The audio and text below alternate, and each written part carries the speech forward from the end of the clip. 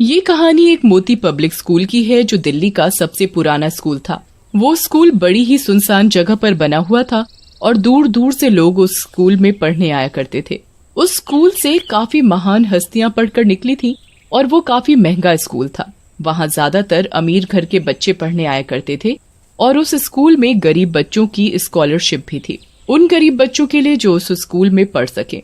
उस स्कूल में एक रविजा नाम की टीचर थी जो अमीर और गरीब लोगों में भेदभाव करती थी। अपना हर बात का गुस्सा गरीब बच्चों पर उतारती थी और यहाँ तक कि क्लासेस में भी उन बच्चों को अलग बिठाती और उनकी बेइज्जती किया करती। एक दिन की बात है, रविजा मैडम सुनैना नाम की लड़की को अपने पास बुलाती हैं। इधर आओ सुनैना, ये क्या, तुमने अपना काम पूरा नहीं किया है और कॉपी चेक करने के लिए दे दी? इतनी हिम्मत हो गई है अब तुम्हारी? नहीं मैम, मेरा काम पूरा है। मतलब मैं झूठ बोल रही हूँ? रुको जरा, मैं तुम्हें अभी बताती हूँ। रविजा मैडम गुस्से में आकर सुनैना को बहुत ही ज्यादा मारती हैं। तभी क्लास के बीच में एक आलोक नाम का बच्चा बोलता है, मैम ये झूठ बोल रही है, इसे छोड़ना मत, इसे मारो और खूब डांटो। ये सुनकर सभी अमीर घर के बच्चे हंसने लगते हैं। मैडम मेरी तबीयत खराब है, मुझे मत मारो, ये झूठ बोल रहा है, इसकी बात मत सुनो। नहीं, आज तुम्हारी खैर नहीं। सुनैना वहाँ से भाग जाती है छत की ओर और फिर वहाँ से कूदकर अपनी जान दे देती है और मरने के साथ ही सुनैना चुड़ैल बन जाती है। फिर पूरे स्कूल को पता लग जाता है कि सुनैना नाम के किसी स्टूडेंट ने छत से कूदकर अपनी जान दे दी और ये खबर प्रिंसिपल तक पहुँच जाती है। अब स्कूल में पुलिस आती है और तहकीकात करती है और प्रिंसिपल से मिलती है। प्रिंसिपल जी, ये बताइए ये सब कैसे हुआ? इंस्पेक्टर साहब, हमारे स्कूल का बहुत नाम है, हम अपने स्कूल की बदनामी नहीं चाहते। आप इस केस को रफा दफा कर दें। हम कातिल तक पहुंचना चाहते हैं और आप है कि छुपाना चाहते हैं? प्लीज सर, आप बात को समझने की कोशिश करो। ठीक है। प्रिंसिपल पुलिस इंस्पेक्टर को पैसे देता है तो पुलिस इंस्पेक्टर वहाँ से चला जाता है। सुनैना के मरने की खबर सुनैना के घर वालों को पता चल जाती है कि सुनैना ने छत से कूदकर अपनी जान दे दी और ये सुनकर वो भी अपने आप को मार डालते हैं और वो भी भूत बन जाते हैं। अब सुनैना और उसके माता पिता भूत बनकर सब अमीर बच्चों और रविजा मैम को डराते हैं। रविजा मैम क्लास खत्म करते ही वॉशरूम में जाती हैं और एकदम से नल से पानी चालू हो जाता है और फिर नल से पानी की जगह खून निकलने लगता है। ये देखकर रविजा मैम डर जाती हैं और वॉशरूम से भागती हैं। इतने में ही वॉशरूम का गेट बंद हो जाता है।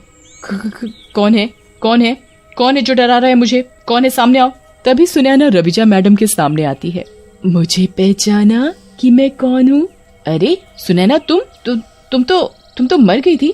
हाँ, मैं मर गई थी तुम्हारी वजह से, तुमने मुझे मार डाला, अब मैं तुम्हें नहीं छोड़ूंगी। रविजा मैडम चुड़ैल को देखकर बेहोश हो जाती हैं। जब रविजा मैडम को होश आता है तो वो अपने आप को प्रिंसिपल के रूम में पाती हैं और उन्हें चुड़ैल के बारे में बताती है। प्रिंसिपल सर, मुझे अभी वॉशरूम में मैंने चुड़ैल को देखा, वो सुनैना थी। ये क्या कह रही हो रविजा जी? सुनैना मर चुकी है और आप ये कैसी बात कर रही हो? वो यहाँ कैसे आ सकती है? और ये चुड़ैल भूत कुछ नहीं होता। रविजा मैम ये सुनकर चली जाती हैं और तभी एक पियोन आते हैं और पानी के लिए पूछती है और रविजा मैम कहती है, रख दो। मैम एक बात पूछूं आपसे क्या? मैंने सुना है सुनैना ने आपकी वजह से आत्महत्या की है, क्योंकि आप उसे बहुत मारती थी और परेशान भी करते थे। ये तुम क्या बोल रहे हो? ऐसा कुछ भी नहीं है। रविजा मैम वहाँ से उठकर जाने लगती हैं। इतने में पियोन मैम से फिर कहती है, आप भी इसकी जिम्मेदार हो, आपकी वजह से ही सुनैना ने अपनी जान दी। रविजा मैम को गुस्सा आता है और वो पीछे पलटती हैं और देखती हैं कि वहाँ कोई भी नहीं है, लेकिन एकदम से चुड़ैल रविजा मैडम के सामने आ जाती है। तुम फिर आ गई, मुझे जाने दो, भगवान के लिए मुझे छोड़ दो। नहीं मैम, मैं आपको अब उतना ही परेशान करूंगी जितना आपने मुझे और हम गरीब बच्चों को परेशान किया है। रविजा मैम वहाँ से भाग जाती है और खुद को कमरे में बंद कर लेती है। तभी गेट की ठक ठक की आवाज आती है और गेट टूट जाता है तो चुड़ैल रविजा मैम को फिर से डराती है और फिर से मैम बेहोश हो जाती है और हालात बिगड़ने के कारण उन्हें हॉस्पिटल लेकर जाना पड़ता है। अब सुनैना सब अमीर बच्चों को डराने के लिए जाती है। जिस क्लास में सुनैना पढ़ा करती थी उस क्लास में आलोक भी पढ़ता था। अब मैं आलोक को परेशान करूंगी। वो बहुत बोलता था मेरे बारे में कि मैं झूठ बोल रही हूँ और मारो मुझे। अभी उसे सबक सिखाती हूँ। आलोक लंच ब्रेक में अकेला बैठा हुआ था और बाकी सारे बच्चे ग्राउंड में थे। तभी चुड़ैल आती है क्लास में और आलोक को पीछे से पकड़ लेती है और कहती है, अब तू गया आलोक, मैं तुझे मार डालूंगी। कौन है? छोड़ दो मुझे। मैंने क्या किया है? छोड़ दो मुझे। अरे मैं तुम्हारी क्लास में पढ़ती थी, याद आया कुछ जिसकी वजह से मैम ने मुझे मारा था? तुम मुझे माफ कर दो, मुझे जाने दो।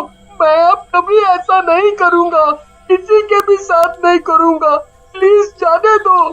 इसके बाद चुड़ैल आलोक को बेहोश कर देती है और सोचती है, अब इन दोनों को मैं जान से मार दूंगी।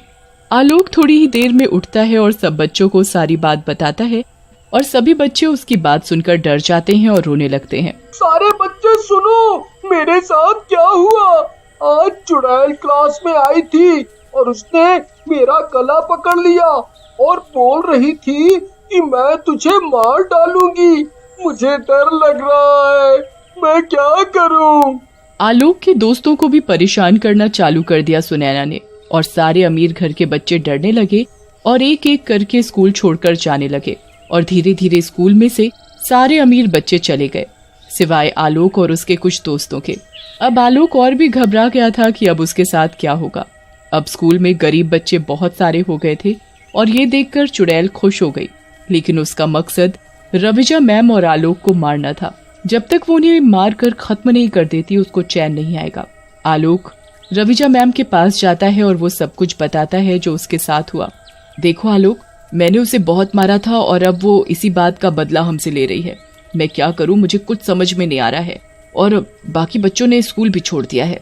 अब मुझे वो मार डालेगी। हाँ मैम, मैंने भी उसका मजाक उड़ाया था और अब वो मुझे परेशान कर रही है।